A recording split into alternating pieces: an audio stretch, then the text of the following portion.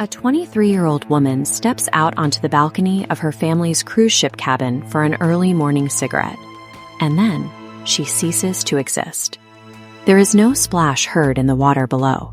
There are no witnesses on deck. And in the middle of the ocean, there is nowhere to walk away to. But this case defies the usual parameters of a disappearance at sea. It is a story driven by what happened years later: a Navy officer who reported seeing her begging for help in a brothel, and a photograph surfacing online bearing her exact likeness. The complete absence of physical evidence left on that ship points to a singular, terrifying reality. She didn't fall, she was taken. In March 1998, the Bradley family, parents Ron and Iva, their son Brad, and their daughter Amy, boarded the Royal Caribbean ship Rhapsody of the Seas for a week-long celebration. Amy was 23, a recent college graduate with a new apartment and a bulldog waiting for her back home. She was a trained, powerful athlete, a certified lifeguard. By all accounts, she was happy, looking forward to her future, and not someone looking to escape her life. When a highly capable swimmer disappears from a secure environment she has no reason to flee, the investigation must look at external actors. Her physical strength and stable life point to a deliberate removal from the ship. On the night of March 23rd, the Rhapsody of the Seas was charting a course toward Curacao. The family attended a gala dinner, taking photos together and enjoying the trip. But as the evening stretched into the early morning hours, the atmosphere on board shifted. Amy and her brother Brad spent the late hours at the ship's nightclub. At 3:30 a.m., Brad went back to their cabin to sleep, leaving Amy behind. Witnesses reported seeing her dancing with one of the ship's band members, a man who went by the nickname Blue.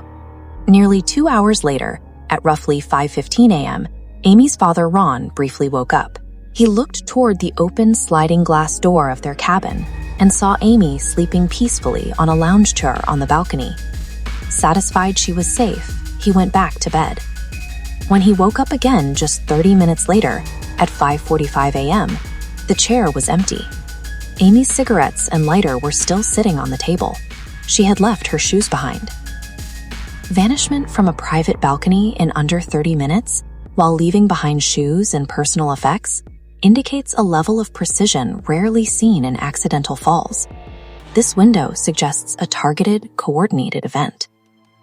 The family immediately alerted the crew, begging the captain to secure the exits. Instead, the official response lagged. The ship docked in Curacao just after sunrise. The gangways were lowered, and thousands of passengers began pouring off the vessel. For the Bradleys, this was a worst-case scenario. In the sheer volume and chaos of the morning disembarkation, whoever had taken Amy could simply walk her right down the ramp and past security. The Coast Guard combed the water surrounding the ship's path for days. The sea was entirely calm. If a trained, athletic lifeguard had gone overboard, the search teams would have found her. At the same time, fractures appeared in the crew's behavior. The band member, Blue, denied seeing Amy at all, contradicting multiple eyewitnesses. Even more concerning, a ship's waiter approached Amy's parents the morning she vanished and asked, "Where is Amy?" hours before her disappearance was made public. The ocean search turned up nothing, and the crew's suspicious knowledge suggested involvement from within. While the ship was vast and only partially searched in those first critical hours, the uncontrolled flow of people onto the Curacao docks provided the most viable path to move a captive undetected. The evidence moved to land. In 1998, a taxi driver on Curacao reported a frantic woman matching Amy's description begging for a phone. Before he could react, a dark car forced her inside. A year later, the trail jumped across the sea to Barbados. A Canadian Navy officer visiting a brothel claimed a woman approached him directly and said, "My name is Amy Bradley, please help me." He was forced out of the room by men before he could intervene. Fearing for his military career, he didn't report the encounter for months. But when he finally did, he provided a detail that wasn't public. The woman had a highly specific tattoo of a Tasmanian devil spinning a basketball on her shoulder, an exact match to Amy's. In 2005, the family received a photograph discovered on an adult website showing a woman posing on a bed. Forensic experts analyzed the image, confirming that both the facial structure and a distinct birthmark matched Amy.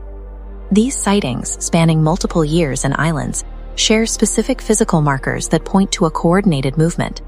The geographic spread suggests Amy was absorbed into an organized trafficking network that operates across the entire Caribbean basin. More than 25 years later, this remains an open, active file. The Federal Bureau of Investigation continues to offer a $250,000 reward for information leading to her return. Her parents have never stopped looking. They have exhausted their finances, hired private investigators, and personally traveled into dangerous territories, refusing to accept the silence. Commercial cruises carry millions of passengers safely to their destinations every single year. But for the Bradley family, a standard vacation became a permanent state of limbo. The evidence leaves us staring at deeply unsettling questions. Was Amy's disappearance facilitated by the very crew hired to protect the passengers? And is she still out there right now, waiting for someone to finally bring her home? If you found this deep dive compelling, please hit the like button. It tells the algorithm to share this video with more people, and keeping cases like this in the public eye is often the only way they ever get solved. Stay safe, and I'll see you in the next mystery.